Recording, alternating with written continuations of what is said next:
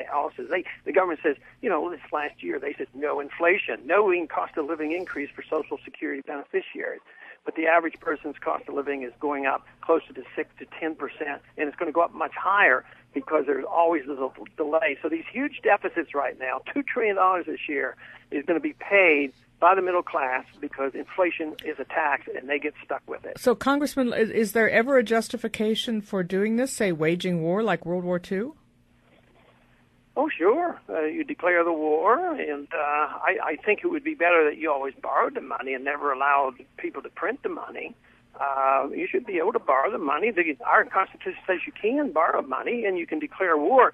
What I detest is the fact that presidents go to war without declaration. All right. I mean, they've done that since World War II. We haven't done it, but we've had perpetual war and perpetual deficits and perpetual inflation. Okay, Congressman, we have Marco in downtown with a question. Marco, thanks for your call. Yeah, hi. I'd like to ask the following question to the Congressman. Since he's a doctor and he was talking about health care before, what prevents the U.S. to have a system like France? France has a wonderful system. It works by all standards much better than here and costs much less. What makes difficult here? I'm not sure I got the whole thing. I don't know the French systems well enough, but I do know that people who have government-run healthcare systems may work for a while, but eventually contributes to bankruptcy. And some people, I mean, if you go to the extreme of socialism, you have a Sovietized system, and you know that the big guys always get good care. But no, some systems have worked for a while to a degree, just like our Social Security system works fairly well, but it's also greatly in debt. The European nations, all these social systems in Europe are in every bit as much debt as we are.